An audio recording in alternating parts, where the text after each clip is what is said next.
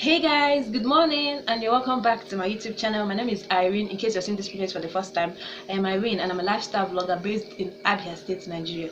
Okay, see, you're welcome. Please hit that red subscribe button down below and turn on the bell notification beside it. To my OGs, my returning subscribers, like I don't know what word to use to describe it. You are the best. I know a whole lot of people have 5,000 subscribers, 20,000, 50,000, 500,000 subscribers, but these my 2,000 plus subscribers are worth more than 2 million subscribers. You guys are the best. You guys are super caring, supportive, encouraging. In fact, I don't know what I would have done without you. You are simply the best. I couldn't have asked for anything less or anything more. You guys are simply wonderful. Okay, thank you so much for always coming. See, it takes love. It takes somebody to love somebody for you to always come back to watch that person. Honestly, that's a simple truth, the gospel truth. I didn't agree at 2 times. Okay, if you don't like somebody, even me personally, if I don't like somebody or don't learn anything from you, I won't watch your videos. That's just the truth. Okay, for you to love me, love my videos, always come back to which simply means you guys love me. Okay, thank you so much. Honestly, I'm blessed, and may God bless every one of you who always watch my video, who always come back to watch my videos. So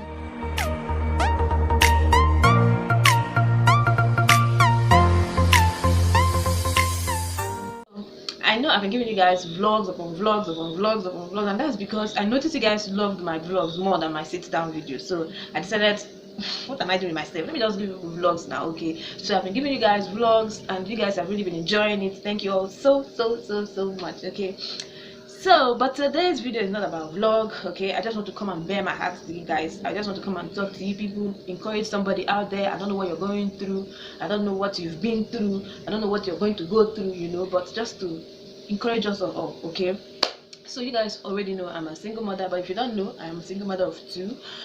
So, and this journey hasn't really been easy, especially during this pandemic. I know we are not really in the deep, we are just coming out of pandemic. Okay, yeah, a lot of people have, a lot of other countries have moved on, the lockdown has been lifted, everything seems to be going back to normal gradually, but then I'm just going to tell you what I went through then. I'm not saying that I am where I want to be now. No, I still have a lot of work to do, okay, to get to where I want to be, and with your support I know I'm going to get there. Okay, but I just want to tell you what I went through a few months ago as a single mother of 2, without any help, without any sort of income, without nothing. And you guys yeah, so without wasting much of your time, let's just jump right into the video. Let me not talk too much. Okay, so this year started off normal, pretty much normal. 2020 was just very normal. I actually got my ties early last year, December last year. You guys saw the celebration. I was so happy. So my hopes were, you know, all lit, you guys. So until we started 2020, and within a twinkle of an eye, everything changed. I had a lot of plans, business strategies that I've mapped out. I'm going to, you know, employ this 2020 that's going to kind of start earning me, giving me some money to take care of myself and my 2 children. Because if you don't know, as a single mother, it's not like my children's father is not alive. He's alive, pretty healthy and doing very fine, but he has refused to support his children. He has refused to bring a dime for his children. So the whole responsibility has just been on my head. Okay, and so it hasn't been easy, I'm telling you the truth. So when this year started, all the plans that I planned, things that I planned to do, everything kind of started coming to a halt when this pandemic started. And then immediately the lockdown was effected, so it got so bad. And you guys, the worst was the worst was when I had to leave my house. That was the worst part of it. I'm going to tell you what happened about that one later, but for now, the worst was when I had to leave my house and I had to move to the village, down to this village. Okay, so before then I kind of lost everything. There was no money to eat, no food to eat, nothing, no money, no source of income. Even the people that should have supported me kind of withdrew because they themselves don't even have to, and they are trying to, you know, keep their own money or keep their own, you know, food stuff for the future, because they didn't know how long the lockdown was going to last. So everybody was just, you know, planning for themselves. But me, I didn't have 1 naira to even start planning. Even when my neighbors, everybody was just going to the market. Hey, I heard that things are going to be very difficult to neighbors go and buy and stock up the house. I didn't have 1 naira to go buy anything. As a matter of fact, that day I was just in the house, very super hungry. My children were very hungry and they were just looking at me crying, mommy. And if you didn't know, I might God. And if you didn't know, I stopped breastfeeding my son that period. Had it been I was still breastfeeding, it would have been a lot easier for me.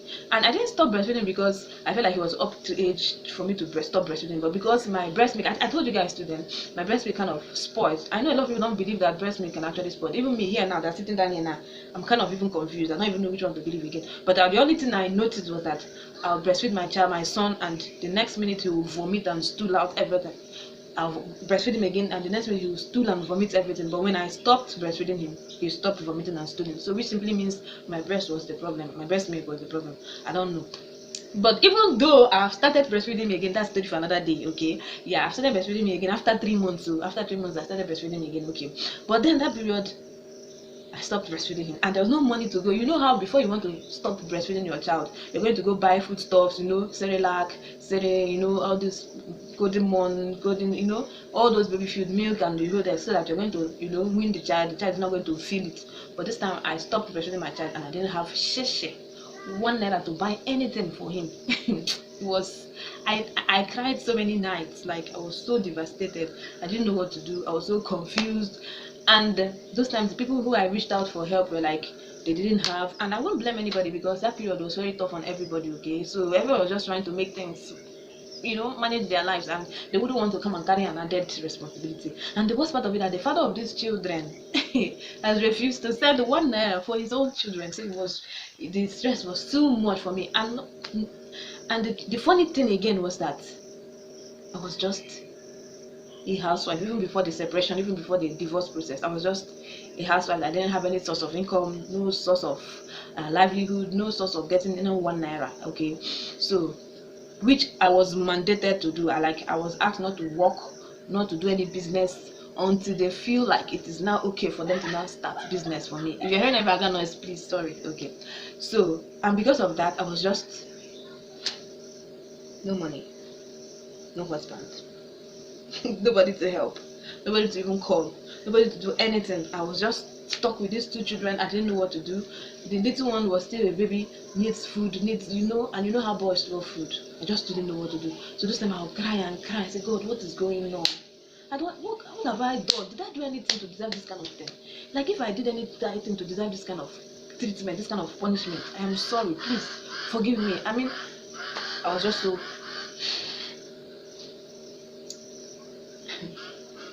So it got to a point where I had to start selling some of my household stuffs. I sold my chair. God. Okay, before I got to that, my center table, I had to sell it, call my neighbor one day and say, please come and buy this center table so I can at least feed my children. Meanwhile, before then, I've borrowed a lot of food stuff from all those vendors that sell, you know, people that sell around the house, all these provision people that sell. I've collected the first time, collected the second time, and it has all finished. I don't even have money to go and pay for the ones I've collected, not to talk of collecting another one. I was just so stuck. I didn't know what to do. But if you enter my house, you feel like I have money, you feel like there's money, but there was just nothing. So I've exhausted my own mom's money, we've exhausted every source of help. Everything was just exhausted, and businesses were all locked down. People that were feeding from hand to mouth couldn't even do anything again, not to talk of helping somebody. So everything was just stagnant. You guys, it was so, I know a lot of people just saw that lockdown as a period for them to just go relax and be taken care of, you know, enjoy the ones that they've already. In fact, some people saw it as leave. They just went on 3 months leave, 4 months leave. But a lot of us saw it as a death sentence. I'm telling you the truth, because it was a hunger strike. No food, no money, nothing. So when I borrowed, and there was no way I could go borrowing again. And if I pass and I don't greet them, they're like, if it is come and borrow, you come and borrow. Ordinary to greet, you cannot greet. You know, stuff like that. This all became too much. And so it got to a point, and I called one of my neighbors and said, please, this is center table, I'm selling it to, how much will you buy it? Center table that we bought for, is it 16,000 or 17,000 naira? Almost 20,000 naira. I sold it for 5,000 naira. Yeah, but then it was, that 5,000 naira seemed like 50,000 naira to me that day. I went and paid my debts and then borrowed another one. Okay. You guys see, if you're single and you don't have money, it's a lot easier than when you're single, when you're a single parent and you don't have money. You know, when it's just you can just lie down on the bed and forget about hunger. At least just try and charge your phone, even if it's entering Facebook for free. You know, there's a Facebook free. Even if it just means entering Facebook for free, you just enter. But when you have children that always come and tell you, mommy, I'm hungry, mommy, I want to eat, Mommy, I want biscuits. Mommy, I want bobo. Mommy, I want this one. That is, it's frustrating. You might even go mad. If you're not careful, you might just lose it. Okay, you might just feel like, in fact, let everything end, let everybody just rest. So it was really, really difficult for me. So when that one exhausted again, there was nothing else I could do. And the worst part, the roads has been even town movements. Inside the Sun City movement, there was no movement. All the roads have been closed. You can't even go to the next street. Yeah, because there were police, running around to make sure that everybody were indoors. So there was no way I could even go to somebody's house to go say, please help me. There's no way. So the least you can do is come out, die your street, and buy some things in the street and go inside. That's it. The things that you don't have in your house already. So everything was just so tight. So I sold a whole lot of things in my house. I sold my center table. I sold my buta, my water buta. I sold my what are them? I sold my chairs. I sold my big bed. I sold a whole lot of things. And if I tell you the prices at which I sold these things, you're going to pity me. You're going to cry for me, honestly. I didn't have a choice. I just needed to eat. I just needed to feed my children. Okay. But one thing I won't forget, in the midst of all this, when all this were going through, there were still people who were super supportive, people who were so kind, people who would call me and tell me, don't worry, this thing will pass. Don't worry, God will send you help. Don't worry. One of them even called me one day and said, please, can you come out to so and so place? She's also my subscriber. She watches my video, but she's a friend too. Can you come out to so and so place? I have food stuffs for you. I'm like, you have food stuff for me? She said, I was so happy. I said, but the problem is I don't even have 1 naira to transport myself to your place. And these police people around the road. She said, okay, look for somebody you're going to collect transport money. Her place to my place is not really far. At least 100 naira journey, just 100 naira journey. Okay, because of bad roads and because of the corona period. Ordinarily on a normal day, if the roads were clean and there was no pandemic, it would have been 50 naira. So I collected 50 naira from somebody and I went to my supers. I did a video about it. I showed you guys. I think I never did lockdown gift or something. It's in my videos. Just go down. It's early this year. And then I went and she gave me foodstuffs and God bless you, my sister, wherever you are. May you never lack anything. All the people that have supported me, God will bless you people one after the other. God is going to answer your prayers, your need, anything that you will not lack anything. For you to remember me and my children, people will not lack anything. So when she called me and said I should come out and collect that thing, I went. If you see big bag that I was carrying home, oh my God, I was so happy. I was so excited. I was coming like somebody who went to the market. Like somebody just came in and she went to the market to go buy a whole lot of things. So I carried those things with excitement and happiness, and I came back home and me and my children ate very well that week. Oh my God, thank you so much. So I got home and we cooked and we ate very well, and the lockdown continued. This time there was no, in fact, to upload videos was another ball game for me. And you guys, how much I love filming videos. How much I love those times. Even though I was going through a whole lot, I still managed to post video every week. I think 3 times every week. And people kind of be surprised and be wondering, how am I able to get money for the data? You guys, what I did that time? I'll buy data. I'll not buy the daytime data because daytime data finishes. They give small data compared to what they give in the night. So that time I'll have so much, like 32 MB. 32,000 MB, not 32 MB, 32,000 MB for night time alone. So the only time I have to post videos in the middle of the night. So those times I'll put my alarm. I'll wake up by 1 o'clock because at the time my data starts counting. So I wake up by 1 o'clock and I'll start posting videos. And those times I'll start watching all the videos that I'm supposed to watch in the daytime. I'll watch them at night, comment, and then upload my own videos. So I was always coming online at night alone. In the daytime, I just couldn't go online. So because they were giving longer data for night, I was always, subscribing for night data because I didn't have enough money to buy the daytime data. And any night that I don't wake up on time, because it's from 1 to 5 o'clock for Airtel users. So anytime I don't wake up very early, like even if it's a time that I was so stressed out in the day, or my children just stressed me out, or I even slept around 12:30. And most times I'll just sleep. I say, okay, let me just sleep for 1 hour and wake up. By the time I wake up, it's already 6 o'clock and there's no way I can post or watch any video. I'll be so unhappy that day. I'll vex. What have I done? Like, I didn't upload this video again today. So yeah, it got to that point. So but I managed to bear it all up. Then the worst was when I had to travel. I had to leave my house, okay, because it got to a point where I know I wasn't feeling fine again. No money, nothing again, and there was no hope of getting anything. I just knew that if I continue here in my house, I was going to, me and my child are going to die of hunger. So I just knew that I seriously had to travel to the village.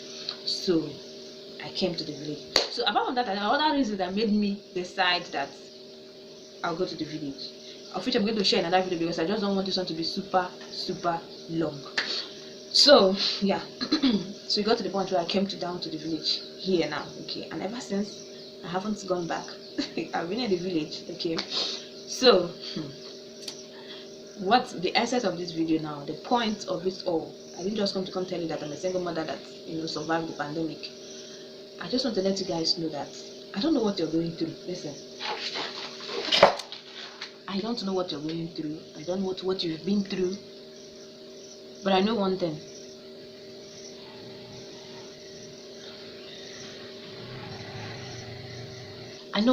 If you have complete trust, faith in God, there's nothing in this life, on this earth, that you will not overcome.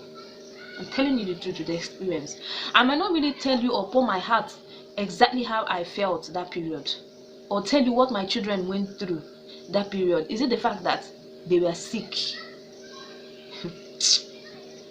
Was it the fact that there was no food and yet they were sick? I can't even count how many times I went to a chemist close to my house. Please, as nurse, my children are dying. Please help me. Any injection, anything you can give them, just give them. I'll bring the money. Please, I'll give you the money. I didn't even mention that, did I? I can't count how many times. It's fine. So, but what I'm saying is, just trust in God.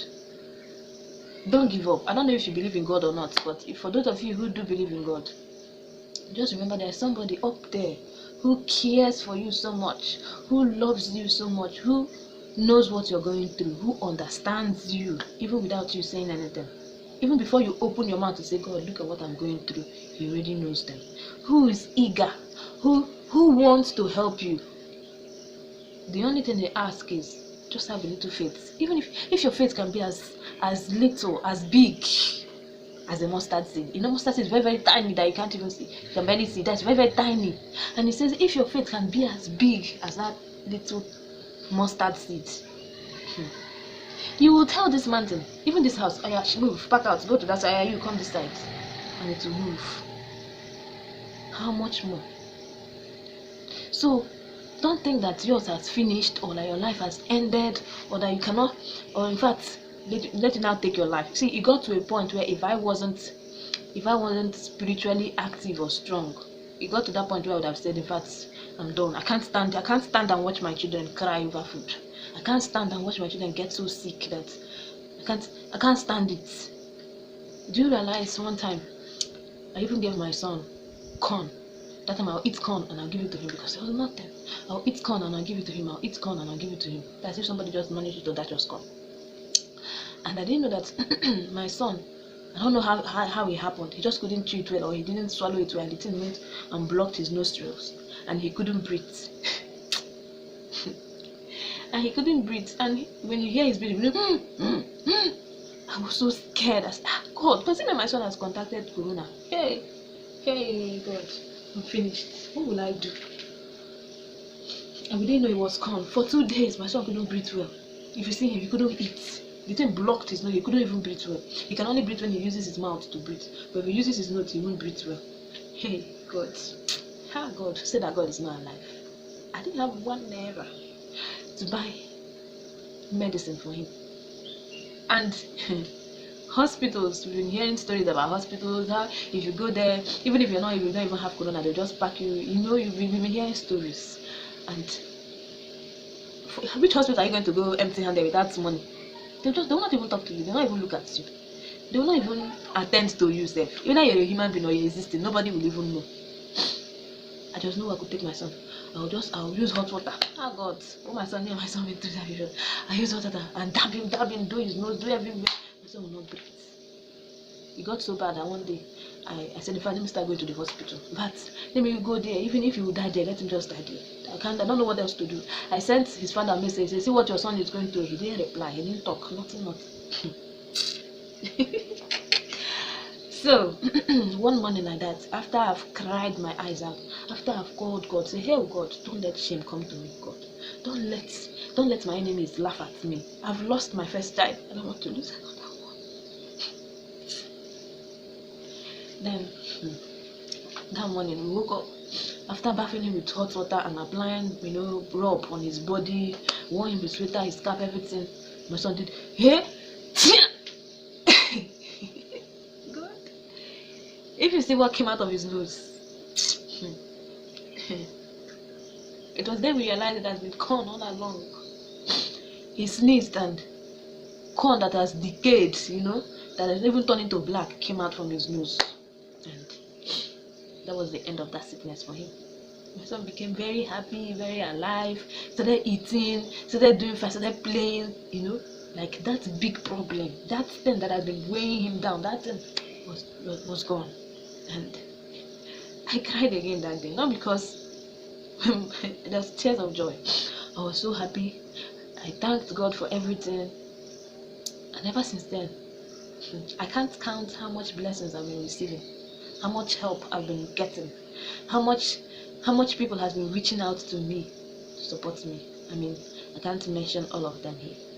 I'm going to do a separate videos about that one later, okay? But for now, I just want to say, I don't know what you're going through, but please, don't take your life. Don't think your own has ended. Don't think your own is now worse, or your sin is bigger than every other people's sin. What I want you to do, listen, what I want you to do is have faith. Be open-minded. Don't be shy. I know, see, ordinarily I'm a shy person.